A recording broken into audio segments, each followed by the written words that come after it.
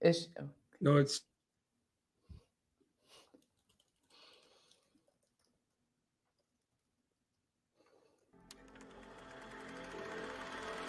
Give the people what they want. give the people what they want. Give the people what they want. Your weekly movement news roundup.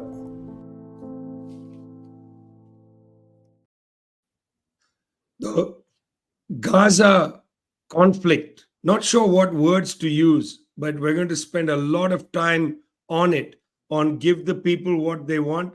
Brought to you by People's Dispatch. That's Zoe. I'm Vijay from Globetrotter. We really do miss Prashant, but we hope he'll come back and join us again soon.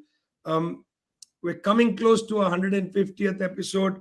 We'll talk about that later. Here's the situation. Almost 3 weeks into this murderous attack by the Israelis on Gaza, on the Palestinians in Gaza, no let up. Israeli tanks enter the northern rim of Gaza, testing the defenses of Hamas, wondering exactly what is possible for a land invasion, checking to see if there is going to be any kind of opening for Israel to break right through. Looks like they're going to face considerable resistance. Stunningly, the Gaza Ministry of Health released the numbers: over 7,500 people dead in Gaza, Palestinians killed in Gaza. The Israeli government decided it was just about time to say, well, we don't trust those numbers. The US government followed the Israelis and said, well, we don't trust the numbers either. In comes the Gaza Ministry of Health. They release a list of 6,747 names of people, including their ID numbers. Now, this is significant. IDs in Gaza are given by the Israeli government. Gaza is still under Israeli occupation. So these are Israeli ID numbers. They are easy to verify. In this list, the Gaza Ministry of Health said 2,665 children killed. Now, these are the numbers in terms of what has been established. Many more dead, of course, dying every hour. There is no let up to the bombardment. Journalists killed. Zoe Alexandra and I have a piece up at Counterpunch detailing the murder of journalists, the children and families of journalists targeted. I saw this in Iraq as well.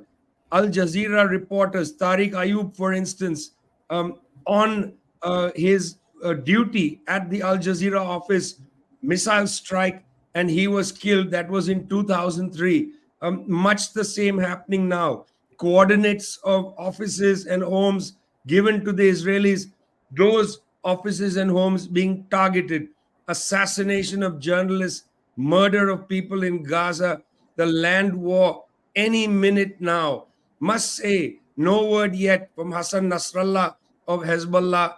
Any day now, when Mr. Nasrallah speaks, it will be a declaration of war. Missiles will rain down on Tel Aviv, which is why about 150,000 Israelis have been evacuated from the northern regions of Israel. This has all the elements of becoming a major regional confrontation. On Give the People What They Want, we're happy to have with us a guest host. That's Mikaela Erskog joining us this time and hopefully several more times. She is filling in for Prashant. Very big shoes to fill in, Mika. Tell us, on the African continent, how are people reacting to this terrible conflict taking place, the bombardment of the Palestinians in Gaza? Thank you so much for inviting me, and I hope you can hear me. We're correct? Yes. So it's an interesting situation because we have, of course, a lot of reporting around the divisions in Africa, the so-called divisions in Africa around the situation, but the historical position of a lot of African leaders, of course, has been around pro-Palestinians, because at the end of the day, we have experienced very similar processes of colonization, oppression, displacement.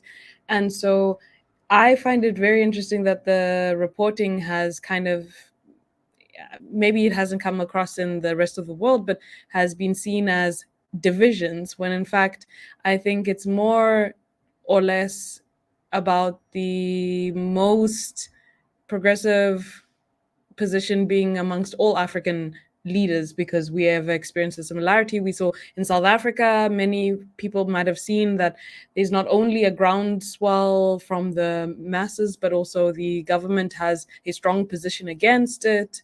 And I think that what is kind of interesting is that the leaders who came up to speak first, who have been cited, was the Kenya. The Ruto government condemned the invasion of Hamas and spoke about supporting Israel, but it has a very clear link to their recent support or interest in being part of the US aligned group in Africa.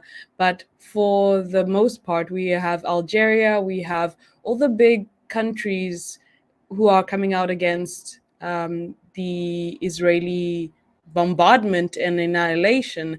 And right now, even though we've had, I think the Ukraine invasion moment kind of shifted the politics and everyone is kind of scrambling around what they should do, by and large, most African leaders, most African people are against the Israeli invasion or the recent attacks. And it has been interesting to track how people interact with and kind of what the trend is, I guess we would say, because right now in the African Union, there is a lot of division because there isn't a lot of coherency around what the Pan-African project is. And one of the things has been, for example, a few years ago, why is it that Israel has an observer status in the African Union? That's a huge question that we don't understand. But the likes of South Africa, Naledi Pandor, the foreign minister, spoke recently about this, that there's been a constant pushback against this. And unfortunately, because of the underdevelopment of Africa, we have sought, and we, I mean, not me personally, but the continent has sought certain forms of technological exchange and development with Israel. And Israel has been making a concerted effort in Kenya and Tanzania, in Ghana, and Ghana, Tanzania, Kenya, I think have been the countries have had the not the largest trade, that's with South Africa, but have had serious scientific developments. And so we understand why the governments might sway to support Israel very quickly, but by and large, the African population doesn't support any form of oppression of Palestine, and they continue to push for their governments, who most of them by and large are standing in support of the Palestinian resistance. African governments on two stools, one side looking towards Israel, the other looking to their populations, quite resolute in their support for the Palestinians, increasingly as this bombardment continues. Zoe, a familiar tale for the United States. More and more people in the United States seem quite in despair about what's happening in Gaza. Meanwhile, the government has decided, let's stop people from speaking out for the Palestinians. What's been happening? Well, the U.S. and the U.S. population, it has to be said, has been a bastion of support for the Zionist project, for Israel. The U.S. is the largest supporter of military aid, of military funding to Israel, a beautiful kind of back and forth relationship with U.S. weapons companies. And a lot of this has depended on the fact that the U.S. population has largely not been in support of the Palestinian cause and has really not, taken a strong stand. That has completely changed in this month. As we've talked about on our special shows, there has been an unprecedented level of mobilization in dozens of cities across the U.S., tens of thousands of people on the street, similar types of numbers that we were seeing during the 2020 uprising. As we mentioned, on November 4th, there's a national march being planned in Washington. And the response has been quite severe. for example, yesterday, the Senate passed a resolution that condemning Hamas and anti-Semitic student activities on college campuses.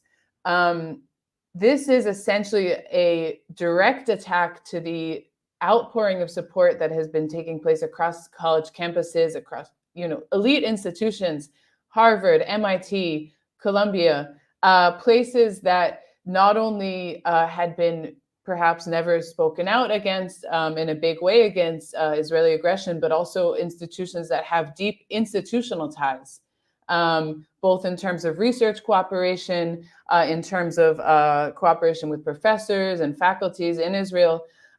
These are key bastions, again, of support to the Zionist project. And students have been saying they're walking out, they're passing resolutions in their student organizations, publishing statements. And the response, again, has been, for example, this resolution passed by the Senate unanimously. So that means every single US senator thought it was okay to criminalize and essentially call student activists supporters of terrorism. That's on one hand, but there also has been a serious backlash from this extremely, out of touch Zionist lobby that is not understanding the mood of the people in the country right now. And so we've seen, for example, at Harvard and Columbia campuses, a lot of money being spent to drive trucks around that have the faces of student activists on it and calling them the leading anti-Semites, which could not be further from the truth. And it's, not that it's that important to point out, but a lot of these SJP groups, the Students for Justice in Palestine, have a lot of Jewish members in them, understanding, of course, that anti-Zionism within the Jewish community is growing day by day in a kind of massive level. So these really weak attacks, these tired attacks of calling anyone who's supporting Palestine an anti-Semite, and now even extending this to a supporter of terrorism, is extremely worrying, but also, again, is showing the fact that this Zionist lobby, the US government, which so desperately needs to hold on to Israel and having that geopolitical ally and for so many other reasons, this ally in West Asia, they're clearly getting desperate. And what's evident in the past couple of weeks is that the people of the US will not stand for their government sending billions of dollars in military aid, not only while Israel is carrying out what many are calling a genocidal massacre of the Palestinian people, but at the same time that there's a Democratic Party government that is cutting healthcare, that's cutting social spending, and we're seeing people in worse economic situations than they have been in recent history. So at the same time that people are being told, you can't have Medicare anymore, you can't have Medicaid anymore, actually we're going to send billions of dollars to fund the slaughter of Palestinians and the continuation of wars across the world. So it's a real watershed moment, and they're responding as they do, with cowardice and with desperation. It's a watershed moment. Yes, indeed. The Israelis continue to pummel Gaza, tanks making a little foray into the northern part of the Gaza Strip. United States government sending more weapons. United States government saying that its population cannot exercise their democratic right to condemn the war. You're listening to Give the People What They Want, brought to you by People's Dispatch. That's Zoe. I'm Vijay from Globetrotter. Very happy to have Mika with us from The Crane, a Pan-Africanist podcast that you can listen to very soon, actually. We're coming back in our 147th show. We got a little bit of time left to talk about some other things other than Gaza, which is difficult to do. It's hard to focus on news outside that very small strip of land where 2.3 million people are desperately trying to survive. On the other hand, there are events happening elsewhere. We're going to first go to Argentina. Zoe, back to you. Tell us those elections in Argentina, a curious result. Well, yes, we're back to Latin American elections. We can't hide from it. And we're here. But again, a very surprising result. We had been covering this on Give the People What They Want and, very consistent, the People's Dispatch website, about this very, very scary prospect of a Javier Milei presidency in Argentina. In the primary elections that were held in August in Argentina, which again are non-binding elections, but decide who's going to run, who's going to be the candidate in coalitions, and if people receive enough votes to actually continue to the general elections, Javier Milei had received the most votes out of all the presidential candidates. And this moment of this libertarian, very bizarre candidate who's calling for taking away abortion rights, who wants to dissolve the central bank, who wants to essentially cut all ministries and all public functioning and institutions in Argentina. Him coming in first in August in the primaries was a serious wake-up call to the people of Argentina, to the other candidates, the political parties, to the center, largely to the right as well, that if he actually did come to power and implemented dollarization and all of these other proposals that would seriously shake the future of Argentina, that this would be a big problem. And again, not just for working class people, but also for big business and for economic power in the country. So since August, there's been significant moves by, for example, the progressive Peronista candidate Sergio Massa, who's currently economy minister, to address kind of the deficit in votes that they faced in the first round. Again, they in these past elections on Sunday, they did not receive enough votes to win in the first round, but Sergio Massa did receive way more votes than he did in the primary elections. He came in first. He got just around 37% of the votes, polling 7 points again ahead of Javier Milei. This vote share is likely to increase in the second round of elections, which will be held in November. Patricia Bullrich, who is the traditional right, she did not win enough votes to go on to the second round, and she has expressed that she will support Javier Milei. However, the right wing is not united in their support of the libertarian candidate, and it will remain to be seen about how this center-right bloc actually divides up their votes in the runoff election. So it's a very interesting moment from Argentina. I think also the comments by Milei to completely deny the genocide that happened during the military dictatorship, where 30,000 people were detained and disappeared. He came out and said that this number is wrong, that human rights organizations are spreading fake news, and that they're just trying to get foreign funds. You know, this whole denialist discourse was also a really groundbreaking moment. I think people really understood just how big of a threat this was. The Argentinian people have fought very hard for the democracy and the rights that they have. And one kind of takeaway is that there's some rights that the people are not okay, that people will stand up to defend: access to healthcare, access to education. Argentina is one of the few countries in the world today where higher education is completely free. Anyone can enter to university. You have to just you have to continue passing your classes, but there's no entrance exam. These are crucial victories that Argentina has won. And I think that we're going to see going into the second round, Sergio Massa will continue to try to use his role as economy minister to really address the primary concern facing the people of Argentina, which is inflation, which is their salaries, which is the economic crisis, which has rocked 40% of the population, which finds itself living below the poverty line. So again, interesting results. Javier Milei, not the lion that he claimed to be, and he's now being forced to pander to other sections, maybe watering down some of his program to get the support that he would need to actually win the elections in the second round.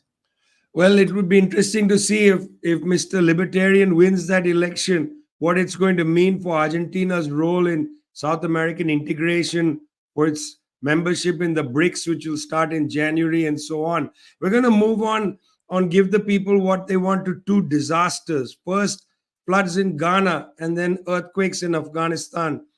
High number of people dead in Afghanistan. Before we get to that, Mika, tell us a little bit about those floods in Ghana. Sure. So I think one is that 4,000 people have been displaced by what they call the dam spillage, which refers to the overflowing of water that was not expected or it wasn't precedented.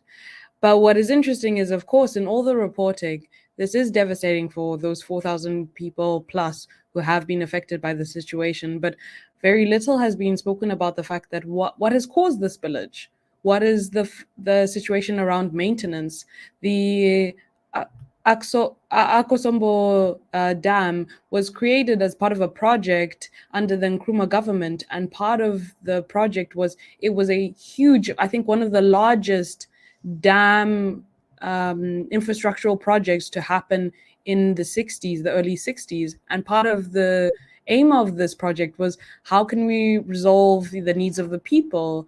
And so it was very multidimensional. It was about, not only water needs, it was about energy needs, it was about how can we restructure the fishing, how can we restructure the tourist industry. And so after the coup that happened in, if I'm not mistaken, 67, late 60s against Nkrumah, this project that also generated a lot of renewable energy electricity that went not only to Togo and Benin, but also helped to power a lot of the Ghanaian people's needs, hasn't been maintained in the last few years. So we have this, what is being called, a spillage versus a flood that devastates thousands of people's lives.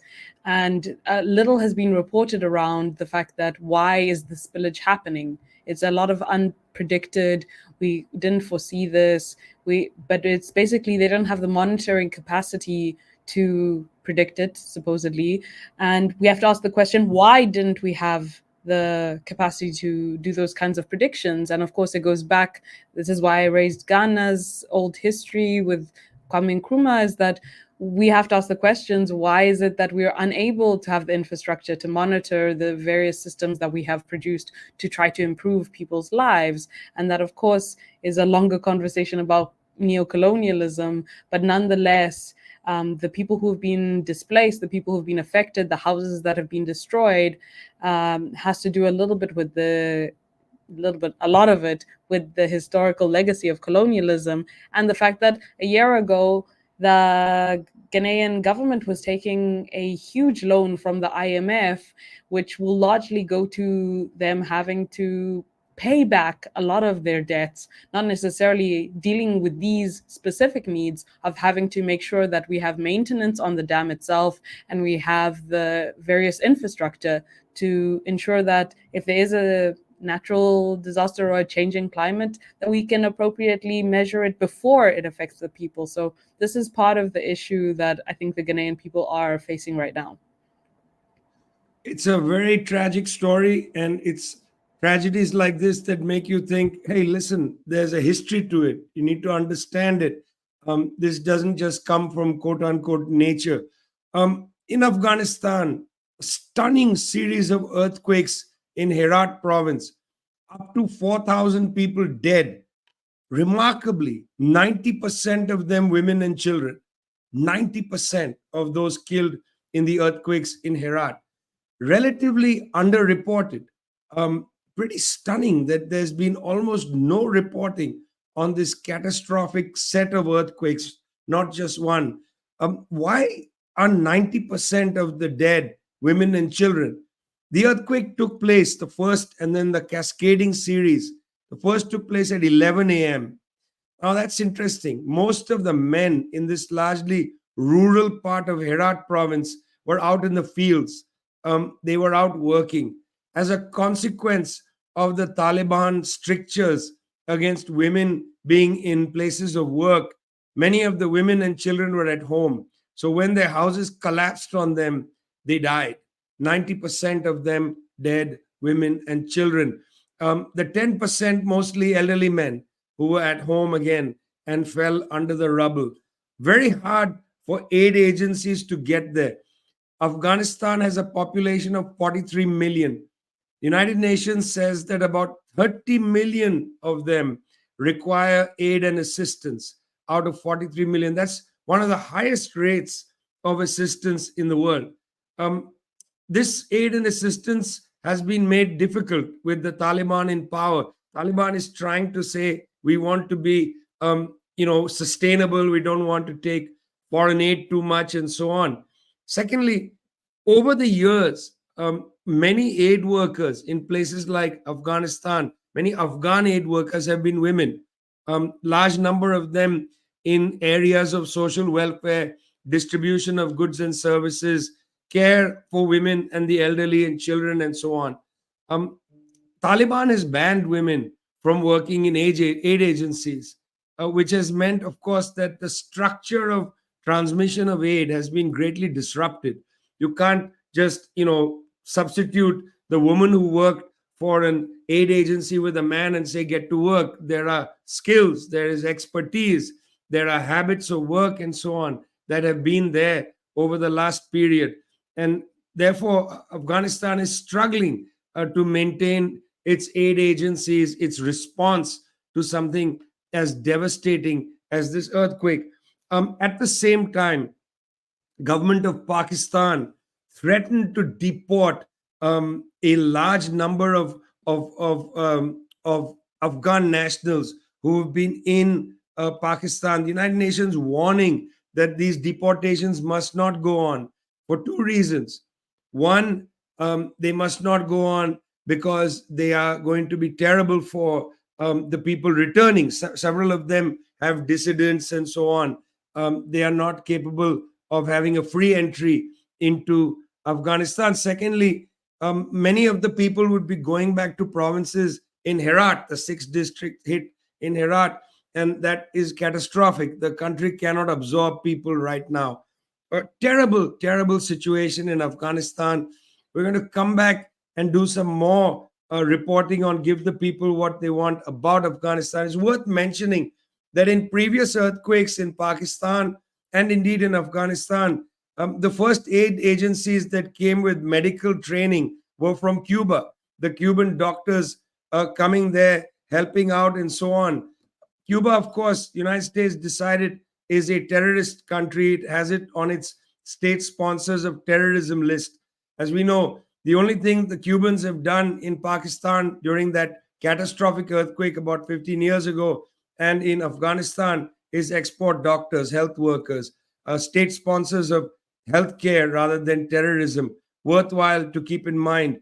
Right now in Gaza, those hospitals, they could use a few Cuban doctors. Although I must say, the Palestinians of Gaza are highly trained people, lots of doctors, lots of nurses, lots of ambulance drivers.